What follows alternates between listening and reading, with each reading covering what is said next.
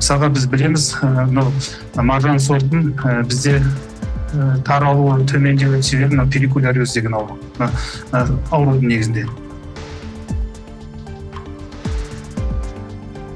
Күресуіміз керек қой. Мысалға фунгицидтер, бактерицидтер бар. Бірақ жалпылама пестицид айтамыз ғой. Бірақ олардың міндетті түрде қоршаған ортаға, өсімдіктерге, жануарларға, адамның денсаулығына кері әсер ететін заттар бар. Біз енді өзіміз токсикалық қасиеті төмен заттарды синтездеумен айналысамыз. Өзіміз өткен жылы күріш институтында басшылық қызметте болған кезде көптеген ауыл шаруашылығы проблемалармен таныса бастадым.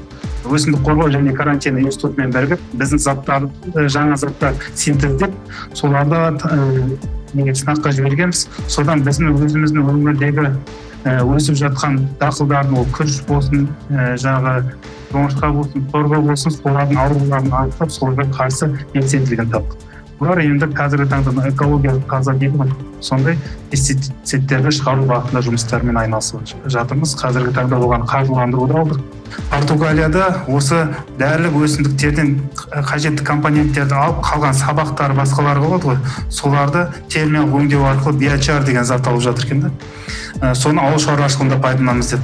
2020 жылы Мевлана бағдарламасымен Турцияда болғанда, олар канализациялық қалдықтар бар ма? Сол фекалиядан бөліп алып, соны термиялық өңдеу арқылы биокөмірді алып жатыр. Ана жақта да алып жатыр, мына жақта алып жатыр, сосын қызыға бастады бұл не деп.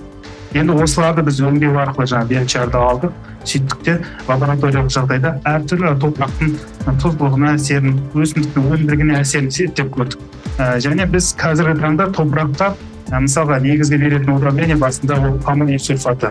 Аммоний сульфатын берген кезде негізгі оның 80% аммоний азот ұшып кетеді, азот оксиді түрінде, аммоний түрінде ұшып кетеді, топырақта өсімдікке керегі тек 100 килограмм қалады.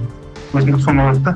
Сонда біз 80%-ын далаға ұшады деген есеппен қосамыз. Енді біз биочарды қосу арқылы әртүрлі соотношениесін көргенімізде, біз аммоний сульфатының өзінен 80% үнемдейміз, күріштің бағасына әсер етсе де, өзіндік пайда көретін. 80% үнемдеп топыраққа тек өсімдікке қажетін ғана береміз. Өйткені биочарда кеуектік құрылысы бар, сол азотты өз бойына сіңіріп алып, ыдыратпай өсімдікке ғана беріп отырады.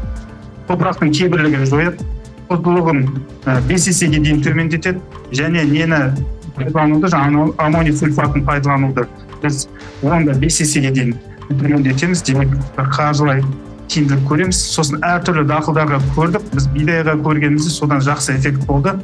Өнімділігі 40%-ға дейін артты. Басқалар бойынша 10-15 ол бәрі лабораториялық жағдайда зерттелді. Сондай оң нәтижелерге біз қол жеткіздік.